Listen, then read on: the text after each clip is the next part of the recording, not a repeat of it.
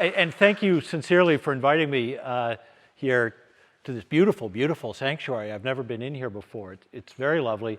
And I have to say, these pictures, I think all of them in this presentation were taken in March of 2020. And I will never forget Becket because it was after I did some photographs here, I called an old friend of mine who works in independent book publishing, and I said, you know, I think this really might be something. So she encouraged me to write up a prospectus, and it worked. So I would argue that the book that will be coming out shortly really did kind of crystallize in March of 20 here in Becket. Collecting epitaphs from old graveyards has been a hobby of mine ever since I was a kid. I've studied epitaphs from all over New England. The Berkshires and the hill towns on the Berkshire barrier are really my home ground. And I'm very happy to talk to you about Becket today. You really have some extraordinary works out back. Let me say at the outset, there's a lot of work that's done in gravestone studies. There's a lot of excellent scholarship on gravestone imagery, the iconography. I know enough to be dangerous, but I'm not the expert. There's also a lot of scholarship on the carvers themselves. A good friend of mine is working on a book about the carvers of Berkshire County. But I found there is very little written about the verses. They tend to be overlooked, often dismissed as sort of sentimental doggerel, which in fairness some are, but I skip those. But to me, they're very important and fascinating and worth paying attention to. First, obviously, for what it tells us about how these early settlers tried to express their feelings about life and death. And every single one of these epitaphs was chosen deliberately on the occasion of utmost gravity and importance, the death of a parent or child or spouse or neighbor. It seems obvious, but I think it bears thinking about. The first thing I began to notice as I was looking at these, as I got into my studies, is the range of source texts. The texts come from all different places, and I'll talk about that. Then I started researching how some of these texts made it from the centers of publishing and education all the way out to these hill towns. That also raised the question of who chooses a particular stone. And I'll have a few words to say about that. So I'll touch on all these topics using some examples from your burial ground that I hope you will find of interest. Starting here, one of the things I learned is that that I've chosen to do is to categorize these epitaphs, because they really do fall into some very distinct types. The first one is what I will call recurring but unattributed. These are ones that you find, or I find, over and over across time and distance. Death is a debt to nature due, I found across New England. There are others. Friends and physicians could not save this mortal body from the grave. You can't swing a cat without hitting affliction sore long time I bore, physicians were in vain. Again, over and over you find these, which to me is evidence that they were printed, broadly distributed, and read all across New England. But I've never been able to find that anthology. It's my white whale as a collector here. This is a very common one. I found it used as early as 1763 in Westfield and as late as 1802 in Lanesboro, all over in between. It's an old sentiment. The idea of death as a debt to nature was commonplace in America. It appears in English gravestones and religious writings. So the idea of death as an unavoidable price to be paid for life has a very long tradition. What strikes me about it is somewhere along the line, someone took this observation and turned it into a concise little quatrain, which occurs all over the place. And I really would love to know who that was. I doubt he had royalties. But it's the sort of thing where you begin to wonder what was the text that circulated all around New England with this. Okay, a very different one with Elijah Alford. It is recurring. I found it over in Lee, but 45 years later. I expect eventually I'll find it somewhere in between. O earthly hope, thy fairest prospects vanish here. Just a short 2 lines, but I'd argue there's actually a lot to unpack here. One of the major themes that you find over and over in these epitaphs, because it was essential to the religion of the time, was to never put any store in this transient world's glittering false prospects. And so it would have been perfectly sensible to me if the first line had been, "O earthly vanity, thy fairest prospects." But it doesn't say vanity, it says hope. And I thought, well, even hope for resurrection? I mean, that seemed a little bleak. But I think the key is the word earthly. Earthly hopes. However fair, they do vanish here at the tomb. What matters is what comes next, our prospects for reward or punishment in eternity to come, which is a pretty potent message in 2 short lines.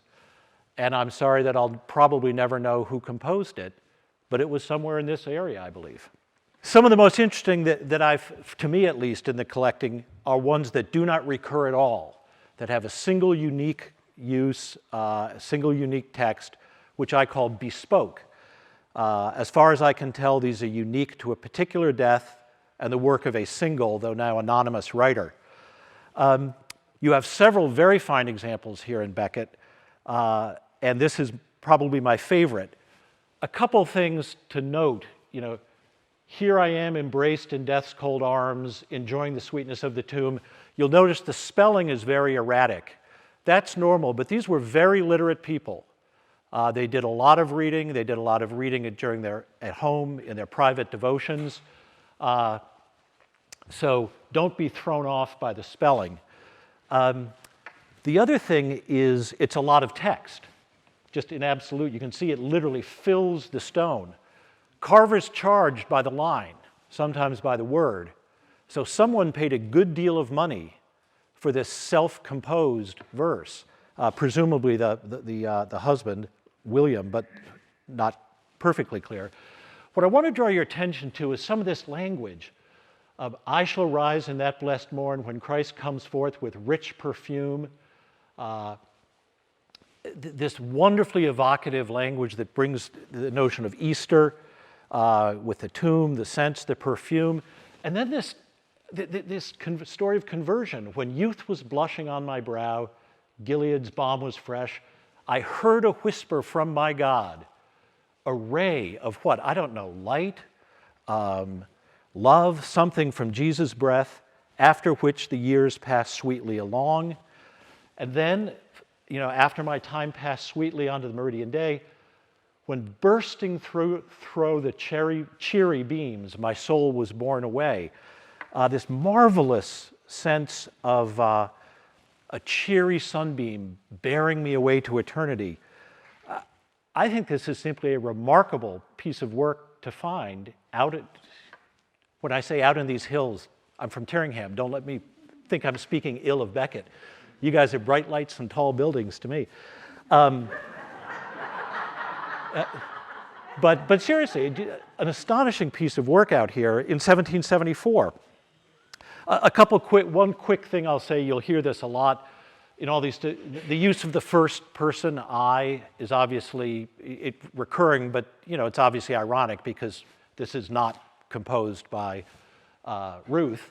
It happens all the time. There is some evidence that some people chose their epitaph in advance. I think it's the exception, not the rule, though, because death came pretty quickly and unexpectedly. So generally speaking, that's one of the little ironies, that I. The language, the very rich language of hymns and psalms is also a very important source of texts. They are beautifully represented here in your burial ground.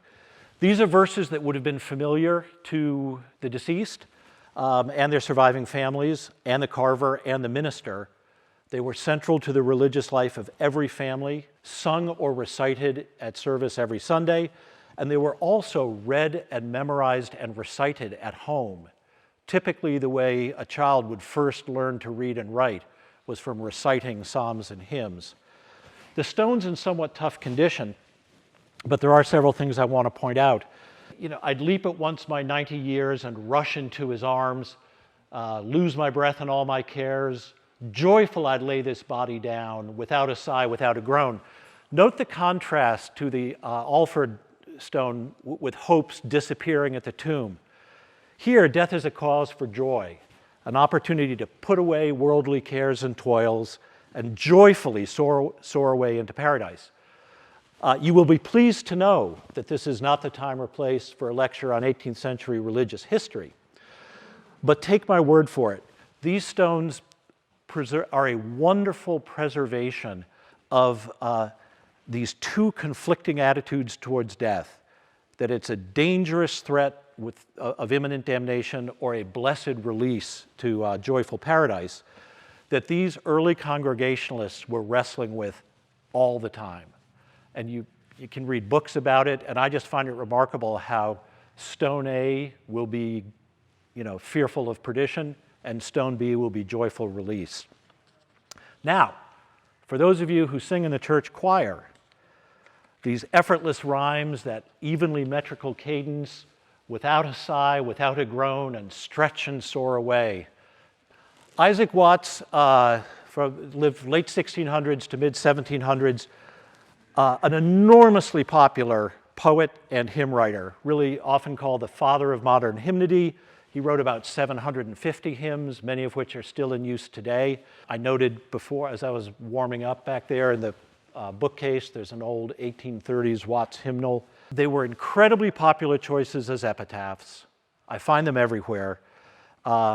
He was a major part of every New Englander's church going. I mean, everybody had a Watts. I cannot overstate how important he was, again, to that home devotional reading. I even learned recently that during the Revolutionary War, there was a common phrase called, "Give 'em Watts," which meant you needed to, after the powder and after the ball, you had to put some wadding in, and it was understood that every soldier had a Watts in his waistcoat pocket, and if you needed paper on short notice, could crumple up a few hymns. I'm sorry, I realize those of you in the back really can't read this, but I love that the last verse, which is the one, part of the one chosen by Watson, joyful I'd lay this body down and leave the lifeless clay. I mean, think about that. I'm leaving the clay, I'm leaving the body behind without a sigh, without a groan, and stretch and soar away. That notion of the soul stretching its wings and heading off. The other one I'm a little puzzled by, but now you know why they were popular for private devotional readings. Basically calling on the angel of death to come, chiding his lazy wings. Away these interposing days and let the lovers meet. The angel has a cold embrace, but kind and soft and sweet. I'll leave it to you to interpret. I find that an interesting choice of vocabulary, practically erotic. And note just parenthetically that whoever actually chose this text was happy to take the Watts text and play with it a little bit. Here's his widow, also with a Watts hymn. This is from a collection of lyric poetry called The Comforts of a Friend. So Watts was obviously important to both husband and wife. It's not his finest work, but it does provide a fine note of what I would call pious resignation. Yet when my vaster hopes persuade, I'm willing to be gone. And the reason I emphasize that is you should recognize there's a strong didactic sense of purpose to these epitaphs. I said earlier, don't mistake them for common doggerel. They were chosen. They were meant to convey a lesson to the reader, to surviving friends and neighbors. Here is a classic Watts hymn. Why do ye tremble to convey the body to the tomb? There the dear flesh of Jesus lay and left a long perfume. I would call attention to the upper part of the stone, because even in the midst of my studies, every now and then I am just stopped short by the reality of the events that these stones are about. And here, it's the two sons of Ephraim and Mary Perkins. They died in March of 1782 and February of 1782, one at the age of 3, one at the age of 5 months. So God knows what happened in the Perkins household that winter. But even under such terrible circumstances, whoever chose this epitaph, could have been a parent, could have been the minister, opted for a message of profound consolation. And it is a wonderful hymn. I would call your attention to these graceful A-B rhymes. Why should we tremble to convey their bodies to the tomb? The first line is famous. Why do we mourn departing friends or shake at death's alarms? 'tis but the voice that Jesus sends to call them to his arms. And I could easily see that it's something the minister suggested to bereaved parents, but whoever suggested it, it was chosen, and I think there's a real emotion associated with the death of children that comes through after all these years. Incidentally, I found the first verse, which I just read, up the hill in Washington Town Center Cemetery. It's interesting that just as that second verse provides a consoling message on the death of young children, it's actually sort of appropriate for a woman who lived to be almost 101. She died January 22nd, 1801, aged 100 years and 10 months. We, the readers, and remember, these were selected for survivors to read, we're called upon not to be afraid of death's approach. The alarms here, I believe, refers to terrifying noises, trumpets, drums, the alarums from a Shakespeare play. But Watts assures us it's just the sound of Mary Ann being called to heaven by her Savior. Her daughter, by the way, also named Mary Ann, is buried next to her, with yet another Watts hymn for her epitaph, but she only made it to the age of 81. Strong genes up in Washington. I'm sorry? The widow. Great question. You often see the word consort. That means wife of. So in that case, the husband outlived. Relict is left over. She is the relic. She is the widow. And I will say, all the kind of stuff that I say at parties to impress people, sometimes consort is mistranscribed as comfort. It's an 18th-century typography thing where it's the long S that goes up and looks like an F. So I don't transcribe all of that. That gets a little dicey. But yeah, great question.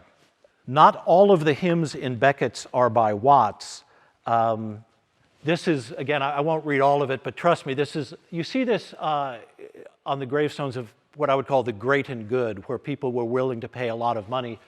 And this is all prose, the eulogistic text. Dr. Brewster, I think, is pretty well known in the town history. I did the math. He came here and started practicing at the age of 19, if I have that right. So a big, long life here. Faithful, persevering industry, the pattern of conjugal and parental affection. These stones were often used, again, didactically to convey what virtuous meant. You also might note the signature of the carver, William Sturgis of Lee, puts in a little bit of marketing. There's actually a lot of connection.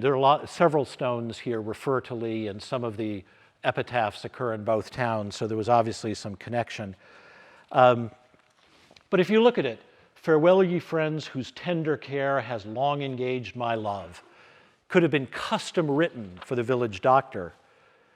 But in fact, it's from an anthology of hymns by one John Dobell from 1806. Dobell is one of these funny characters, not funny, but interesting characters I stumble across in this project. Never heard of him, never will again. He was an inspector of shipping cargo in Dorset who got religion and was moved to start anthologizing hymns. He got a calling. An exemplary sideline for an excise tax collector, I think. Many of the verses he anthologized are anonymous, including this one. So he didn't know who wrote it. I don't know who wrote it. I haven't been able to source the text earlier, but it lives on today as a bluegrass song called Long Time Traveler. I'm a long time traveling here below. I'm a long time traveling away from home. And I was struck by that. It sounds like a blues song. It sounds like a bluegrass song. So you get these little treats as you read these carefully. Hymnody, obviously an unsurprising source. Scripture you would also expect to find, and sure enough you do. These were familiar texts. Everyone had been reading them, again, all their adult life. They'd been hearing them preached. They're certainly orthodox. How could you argue with a Bible verse? And they were near to hand. There was a pulpit Bible in every church, and most households would have a family Bible. Pretty much if you got above subsistence living, you would have a Bible. And so I find passages from Psalms and Job and Lamentations and the Gospels just about anywhere. Somewhat to my surprise, as I've looked through your burial ground, I found very few examples of Bible verses. And note that even this one is from 1812. I really haven't found the late 1700s. I can't account for it. I have no hypothesis. But I would have just observed, and it's funny too, I haven't found this particular passage. You don't often see it this clearly sourced, Ecclesiastes 12:7, but you do see it occasionally. And I've never seen this particular verse anywhere else, but it's marvelous. Then shall the dust return to the earth as it was, but the spirit return unto God who gave it. What a perfect summation of the fundamental theology that these people lived with. It's a perfect thing to read, and you'll note there is an echo of that earlier one we saw of death is a debt to nature due. You're returning unto the God who gave it. So I quite love that one. Okay, Bible and hymn books, unsurprising. What I did not expect to find when I started out on this work was an incredibly wide range of poetry. More than a century's worth, English and American, some of it quite from famous writers, Shakespeare, Milton, Alexander Pope, Robert Burns, Samuel Johnson. Other sources I've learned who were very famous in their own time, but are now utterly obscure, and I will say justifiably given some of the poetry. But you remember Dr. Brewster, right? Well, here are two of his children, Oliver and Ruby. As I said, I don't really spend a lot of time. I'm not the expert on the iconography and the carving. This particular image is quite unique. It looked at first like they were peeping out of a duvet or a quilt or something. But then, you read the inscription, and here, think of the parent's sorrow, losing two infants, born just a year apart, and dying 5 months apart. So again, something went badly wrong in the Brewster household there. So what are we supposed to make of this verse? Sickly pleasures all adieu, pleasure which we never knew. Again, that the idea that what's happening in this world is a sickly pleasure. Happy, happy from the womb, while we hasten to the tomb. What are we supposed to make of these children who are so happy to die? Well, it's from an anonymous poem titled, not surprisingly, Epitaph on an Infant. I found it in some anthologies of fine poetry and prose from the time. I also found it transcribed by hand in a commonplace book in the Boston Athenaeum. Commonplace book is sort of, the Pinterest of its time. People would, when they came across a passage that they liked, they'd write it down in a scrapbook, a notebook, commonplace book, and keep it. And that would grow over time. So it was a Dr. Eliot, a late 1700s physician in Boston. He didn't identify a source for it, neither do the anthologies, but at least I can observe it was published and read across the Commonwealth between the 1780s and 1790s. Again, it makes me want to learn more about the books and printed matter that were available in Becket at this time. If anyone has if the Historical Commission knows anything about probate records from the time that might shed light on books, which are often mentioned in probate, I would love to hear about it. The full poem is a big, long, complex dialogue between a dead infant and an anonymous narrator. The babe bemoans its early demise. The narrator assures the infant that it's better to die at birth than live in this vain and sickly globe. And so the baby goes back to its rest, innocent and happy. I would argue that this poem and its use as an epitaph captures back to this conflict, one of the ways in which the Congregationalists tried to deal with the death of a child, that they're better off, that they won't have to go through this miserable world. Another message that you do see quite often is what I would call a little more good old-fashioned Calvinist, that the lesson is to submit yourself to God's will, and that's that. So I think this was obviously a little more acceptable. Oliver and Jerusha Brewster lost more children over time. Here's another daughter, Flavia, a full 11 years later, while she was a toddler. I haven't found this verse elsewhere. I suspect it's locally bespoke. But no parent's healing art thy life could save when death thy body called into the grave. The parent's healing art obviously refers to her father, the doctor, and the use of thy life and thy body. It is perfectly conceivable to me that Dr. Brewster wrote this himself, or possibly the mother. A fourth child, a second Oliver, died 7 years after Flavia, also in infancy. We are now a full 18 years after the deaths of Oliver and Rudy. Think of the burden of childbirth and loss that Jerusha had to endure. The father too, but I think of Jerusha. She survived her husband, by the way, and lived to a ripe old age of 82, dying in 1841. Her gravestone is in Lenox and has no epitaph. Despite losing these 4 children, she had 7 other children, all of whom lived to live long, full lives. So quite a biography lost to time now. From light so gross to God he rose, his dust lies here in calm repose. When I first read the first line, I thought there could be a typo or an error, which does happen. The carvers didn't always get it right, or they weren't always handed the right text. Light so gross. I thought maybe it would be life, from life so gross, or something. But then after reflecting, I think it's intentional and I think it's striking.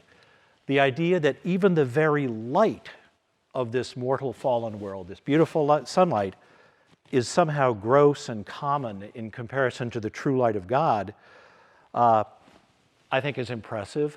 And if you look at the contrast from the first line of rising up to God, and in the other one, the dust sleeping in repose, I think this is a fairly fine little piece of work. Okay, I spoke a while back about bespoke epitaphs. You often see these associated with sudden and violent death.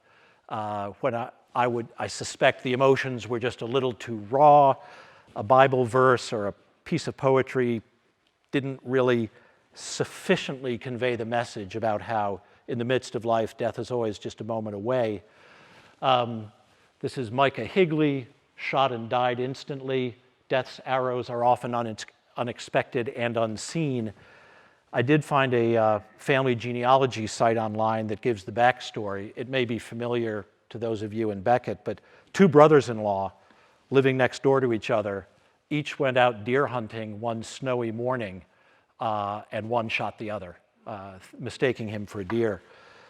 To me, this sounds a bit like a minister's choice, tacitly sending that message that preparation is essential. Certainly this notion of death's arrows or the darts of death was very, very common in religious poetry at the time. Death invisibly was constantly flinging these little darts around. That would have been where the imagery came from. I will say, I always try to I'm trying to learn to read these epitaphs through the lens of the religious beliefs of the people who chose them. But I must say, this one to me doesn't offer a lot of comfort to Olive and her 2 children, but that wasn't always available. I mentioned preparation. Behold and see as you pass by, as you are now, so once was I, as I am now, so you must be, therefore prepare for death and follow me. So common that I have simply referred to this now as the classic in my work. Generally speaking, again, they're like catch and release. I've given up noting how often I find it, but not in Becket. It is oddly absent in Becket. You're unique in that you don't have it. This one is actually from the Wood Cemetery in Monterey, originally Tyringham. It's actually, to me, an absolutely perfect rendition of it, though you have a lot of different minor variations in the text. The origin is lost in time. There are stones carved, Roman tombs have the same message. In the Renaissance, you find it painted in churches. The carvers were a distinct craft. They almost always were masons of other types too. bricklayers, building chimneys, laying foundations. And there's a whole study of the quality of stone, because for years, obviously, especially out here, you had to work with what was local. I think part of the Lee connection is surely the Lee marble quarries were popular, but it was only with improved roads and railroads and river transportation that the beginnings of a real supply chain came. They were not built to inventory. You would go to the carver, request a stone, they would then have to source the stone. Years could pass. There was often just a wooden stake noting where the body was buried, pending the completion, and in some cases, the ability to purchase the stone. These were fairly expensive. I've studied a carver's account book in Concord, Mass., where he says very explicitly, Mr. Howe came in to buy Mrs. Howe's stone plus 4 lines of poetry. And I'm sure he was handed the 4 lines. I am increasingly convinced that especially in these early days, before there was anything resembling an industry around it, these were quite personal choices. Back to the commonplace book, I can believe that some people, women in particular, might have come across their own favorite Isaac Watts verse, put it in their commonplace book, and the husband and children may have known that. And so in that regard, she may have picked her own. One last thing I will say on that point, since you raise it. I read in one of these studies something I'd never thought about. This was the one piece of original art that these people would have commissioned in their life. I mean, if you're a farmer in Becket, you're not buying a lot of art, but you are telling the stonemason, here's what I'd like. Probably the carvers would recommend the decoration, and probably the carvers have very distinct styles around the silhouette and so forth. But how big a stone, how much text, is there is not an epitaph, it's probably about the only real piece of art commissioned. But my belief is that just about anybody, you did some kind of a marker. Now, some of them were wood and did not last. Many were simple stone and have long since disappeared. But my impression is that the funeral culture of the time was, if they died, you marked it. We know that many stones have disappeared because there are burial records and no stone left. Anytime you're in one of these old cemeteries and you see what looks like a blank quadrant, there's one over in East Otis particularly, you know perfectly well there's dusts of early Congregationalists underneath, just the stones have all gone because the cemetery would have filled up. I think people might have overspent from time to time in order to do justice to this. There's a wonderful guy in Lee, Dorville Miller, who was writing in 1909 saying, the terrible thing is these stones are crumbling, and he transcribed stuff that's no longer legible. Acid rain was not kind to these stones. I believe it's the marble and the slate that hold the carving best. The only point I'll make on this one, on the classic, why was it chosen for so many years? And I want to show you some variants from here in Becket. It's because it was a critically important message to these early Congregationalists. It was not about having your affairs in order or your will written. Preparing one's soul for death was a lifelong task. And it was important because it was very well understood, preached in every pulpit, central to that devotional reading, that to die unprepared in a state of sin meant eternal damnation in a very real, very tangible hell. Again, I'm not going to go off on this rabbit hole either, but this was a time of fierce theological dispute between the New Lights, revivalists, and the Old Light traditionalists about how to prepare for death, what you were supposed to be doing every day to be prepared, but there was never any disagreement about the need to prepare. So however commonplace this verse is, it was never trite. It was never a throwaway choice. Again, it had a very real meaning to these people. So here, let me go through a couple of examples that you do have here in Becket that I find interesting. Not quite the classic. This is Deacon Kinsley. Mortals attend, behold your fate. I am gone before to hear my doom. The old, the young, alike await the silent lodgings of the tomb. It's interesting that the first three lines sort of fit together with that familiar command that the reader, regardless of age, recognize what's coming, that we're all going to lie together in the silence of the tomb. The second line is a bit of a contrast, that notion of action, of going forward. I'm not just lying here as a warning to you, I'm speaking to you from where I've gone.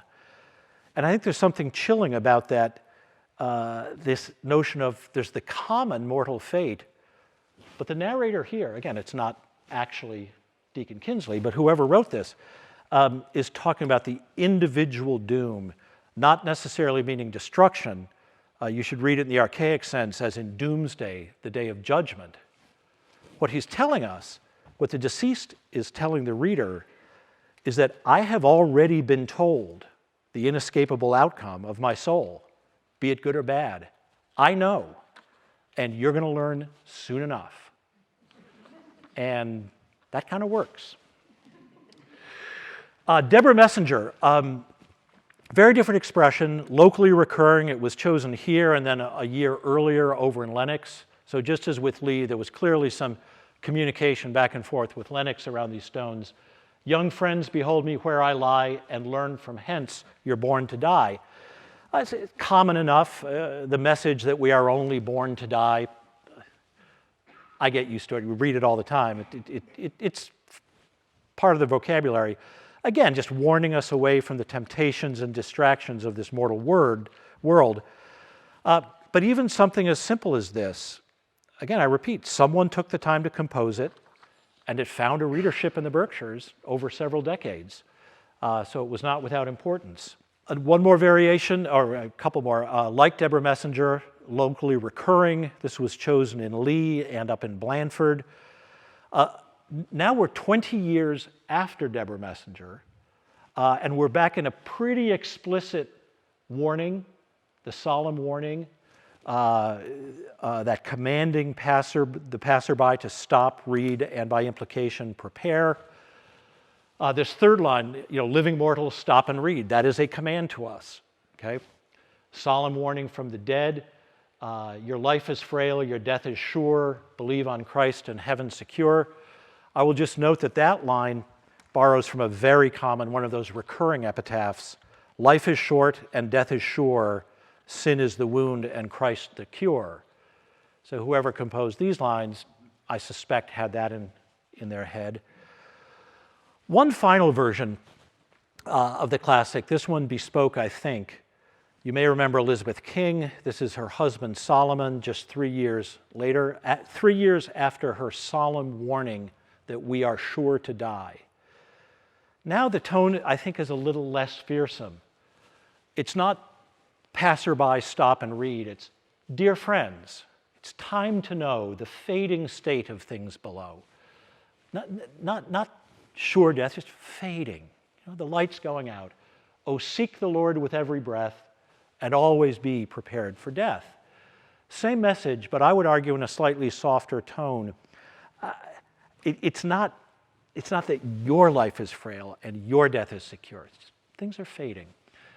I like to think of Solomon King kind of putting his arm around our shoulder, telling an old friend what we need to know, gently urging us to prepare. But I can tell you that the good old-fashioned classic old form is still being used in the Berkshires up through the 1820s. I found it in Lanesborough just like it was 1750. And my point is, I dwell on this because it's these contemporaneous, overlapping attitude towards death that are really brilliantly recorded in these stones. Is it a terrible threat or a blessed release? It's both, and it was both for decade after decade. And I really think you see that struggle, those two conflicting attitudes vividly in these stones. Let me end the indoor portion of the talk with Polly Vietz, the late consort, by the way, there she is. She has gone and left all mankind. The greatest comfort she left behind is an assurance of her future state that she has entered heaven's gate. To be honest, it's not great poetry, as you just heard. Compared to Watts or even some of the better bespokes, it doesn't trip off the tongue. But that's quibbling. What's important is that in response to the grief and loss, that line, "She has gone and left all mankind," despite that, there's this wonderful, strong message of comfort. She has left us, the readers, her survivors, a gift. The gift is the assurance that her virtues have earned her a place in heaven, and if we live as she did, we will too. We can get there too. It's also the only time in all my work to date that I've read the words "Heaven's Gate." What a wonderful, concrete, easily visualized image that is. And I emphasize that. It may seem trivial, but a lot of the devotional writing at the time was meant to do just that, to take these abstract concepts and make them come alive for a frankly rural reader. So you hear a lot about how the changing of the seasons is indicative of the way our lives change, or the power of nature stands for the power of God. And so I think this was a deliberate attempt and successful attempt to really make very concrete that notion of entering into paradise. We too can cross into Heaven's Gate. So again, I think a very fine original composition for whoever composed it. Put yourself in the community, put yourself in this building and this village in 1790, the importance of family bonds, neighborly bonds. I cannot tell you for certain that every Sunday it was expected that the family would go, but the funerals were very public events. They were very social events. I do believe that these were meant to be read for some time, and I suspect they were. And here I'll interject something you didn't ask, but I'll say it. I do not ever wish to overly idealize these people or get too sentimental.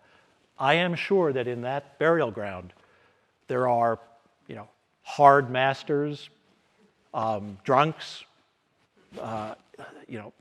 unfaithful spouses. Not everyone was a saint, despite the Isaac Watts. But they were people. They were people, and they were people leading pretty tough lives. But every time I'm out there collecting and scribbling and taking pictures, tears were shed where we are about to go stand. I get the sensation that these people have weaned themselves away from the world in these graveyards. Well, you've been very patient. I don't think I meant to go on this long. I do have a blog, a website. If anyone has a follow-up message or email, I'd love to receive it. Anything you find that touches on this talk, I love to hear about.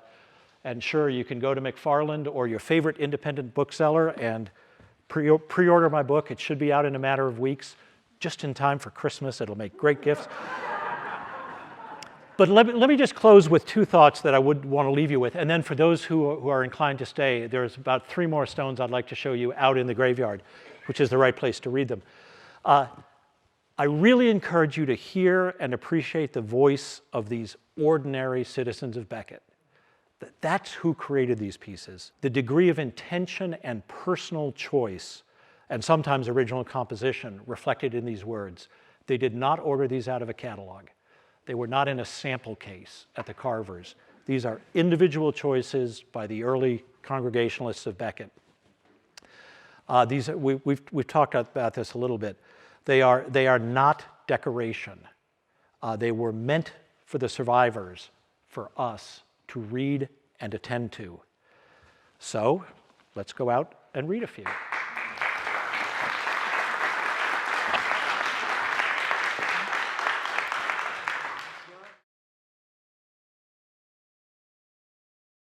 So we're going to look at Rebecca Wadsworth.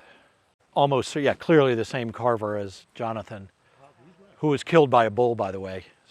I got to tell you, you're getting compliments about the state of your cemetery. It is in beautiful shape. This is interesting. You talk about, someone asked about how were these meant to be read. My children round me seem to weep. Behold, I am but fell asleep. In the bright morning shall I rise and dwell with God above the skies. I don't know if the guy who was killed by a bull had that sentiment in the moment, but But it was clearly meant to be consoling to those children, because note that they're mentioned explicitly. He left to mourn his unhappy fate. He left, comma, 8 children, 41 grandchildren, 12 great-grandchildren living in Becket. This stone was read by that family, I guarantee you. But the one I wanted to talk about was Rebecca Wadsworth, the consort, his widow. This, clearly the same carver. You can see the similarities of style. Someone mentioned the winged skull, which is typical of early stones. By now, into the second half of the 1700s, these are called soul effigies. So that's meant to be not an angel, but the soul with its wings now flying up into the sky. One last variation on the classic, which I'll read aloud. Death leaves a melancholy gloom. It makes an empty seat.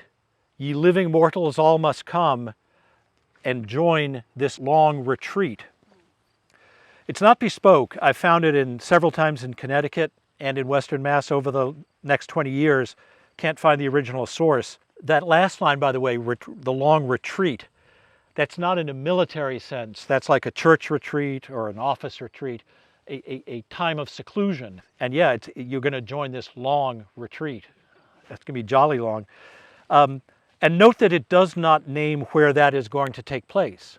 It takes place in the tomb, obviously, in the grave, but it's not that explicit.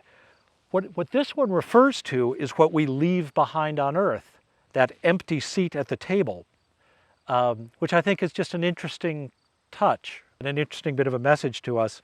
It also lacks that clear warning to prepare, though that certainly would have been understood by any contemporary reader. That would not have been lost on these people. So just a little bit of a variant. You guys have everything except as I am now, so you will be. Yes, sir? I just happen to be noticing Olive over there obviously was a member of the Wadsworth family, and she also left 8 children, 41 grandchildren, and 12 great-grandchildren. Good eye, and you have about 2 or 3 more. Becket was very proud of its extended families. It was a point of pride. No, totally different, different families. Back to where these read, I wouldn't say there was a competition, but yeah, like in yeah. senior housing, right? Yeah, exactly. Yeah, exactly. You think 41 great-grandkids is impressive? Let me tell you. All right, next stop is a little further down the hill at the tree, by those 2 trees. So this is George Conant, 1792. Note another soul effigy, though compared to the last one, compared to the Wadsworth one, a lot more detail in the wings and the little wig. He's wearing a little wig. So it's just roughly the same time. It just goes to show the range of carvers that were at work. Must death forever rage and reign, or hast thou made mankind in vain? Where is thy promise to the just? Why are we all dying? Why me? And not thy servants turn to dust. But faith forbids these mournful sighs, and sees the sleeping dust arise. In that one verse, the narrator, Watts, but also Conant's voice, stops himself, interrupts himself, and says, this is silly. Faith forbids these mournful sighs. This is Watts doing what he did so well, taking an Old Testament psalm and then Christianizing it by adding in the tone of resurrection. There's a whole thing at the time about how only the exact words of the Bible were acceptable as a psalm in a church service. Psalms meant psalms. You recited the psalm. And this idea of Christianizing them, making them metric, making them amenable to music was a big innovation of Watts and a big part of what made him as important as he was. It begins with a plea for God's mercy, and then it really moves into that dramatic interrogation. Why are you doing this to us? Interrupts himself, cuts it short.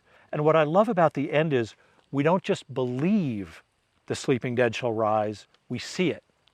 He's telling us just close your eyes and see it. It's really happening. And think of how this would have been read by George Conant's mourning survivors, as he, through this text, confidently and piously forbids their sighs and bids them to honor and bless the Lord. So again, to the recurring question, yeah, I do believe that Conant's family was meant to stand right where we're standing and read that text and take a lesson from it. All right, one last Watts, and then I'll be happy to continue to, someone said I can do this till well past sundown, so. Easy, the little twin-headed stone halfway back where we were.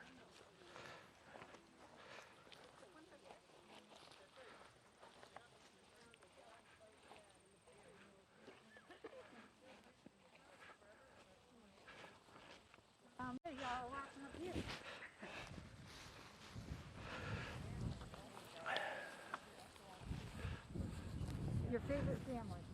Yeah. Gail is another member of the... This is Abner Eames with the passage from Ecclesiastes that we read earlier. I really do love this. David and Rachel, husband and wife. Now can we leave the world, they cry. Behold, thy servants die. We have seen thy great salvation, Lord, and close our peaceful eyes.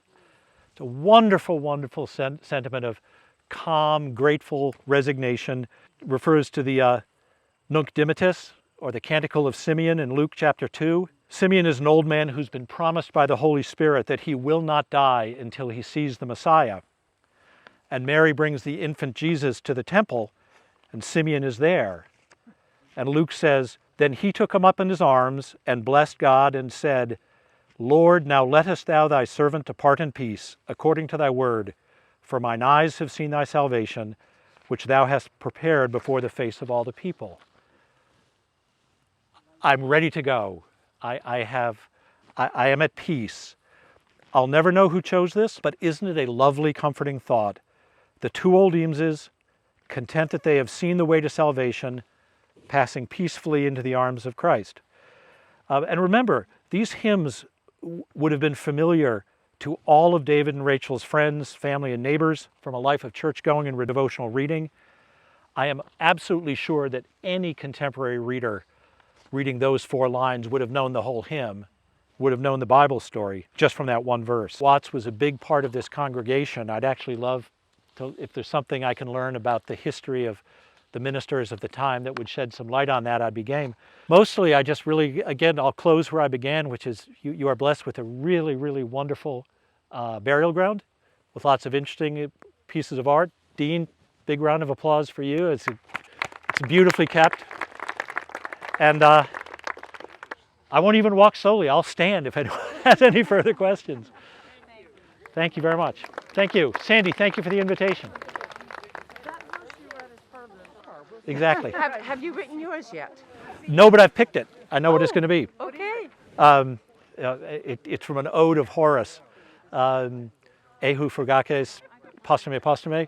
The bit about Solomon King putting his arm around our shoulder, it's this wonderful poem in which it begins, alas, he's talking to his friend Posthumus, alas, years go by so quickly, time goes by so quickly, can't do anything about it, all of us will lose our loving wife, da-da-da, but the best, what I'm going to use is at the very end, he goes, that fine wine you've been storing in your cellar, your son-in-law is going to drink it. And there is nothing we can do. About it. And I didn't mean to go pagan, but it's just a wonderful... Why not? No, not necessarily. I just happens to abut our property, Oh. so I have that interest in it. I'll come up sometime and tell you what you got. Okay. My favorite example of that is in Pittsfield, where all the stones of the era I'm interested in are in perfectly straight array at the Wacona Cemetery. I was thinking, well, that's a little peculiar. And of course, they were all moved there. The old burial ground is right up where Park Square is now. I don't know if they moved the dust as well, but the stones are all, you never see them in such perfect array. No. Anyway, I'll come by and have a look. Okay. Oh, okay. Oh, yeah, I have looked in on that little one. Yeah. The town kind of started there, then Yep. moved up to here, then when the train came in, it moved up there. Yep. What's interesting about Tyringham or hyphen Monterey is that where the old town center used to be, nothing but woods now, totally gone. And there are these 2 good-sized cemeteries which are now in the middle of the woods, well, not in the middle of the woods, but well off the road. I found pictures of it. I'm sorry, you had some. I cut you off. What's your time period that you limit yourself to? I did limit it.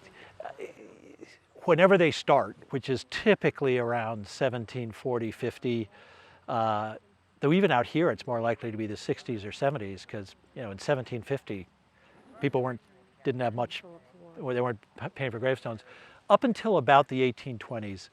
After that, you can kind of begin to feel that, what I was saying inside, the individual choices, they're more apt to be pretty straightforward, quote from hymns. You also have by that time a good-sized industry of ministers writing poetry, appropriate for an epitaph, and they're like picking them out of catalogs, and it just doesn't have the same oomph to me.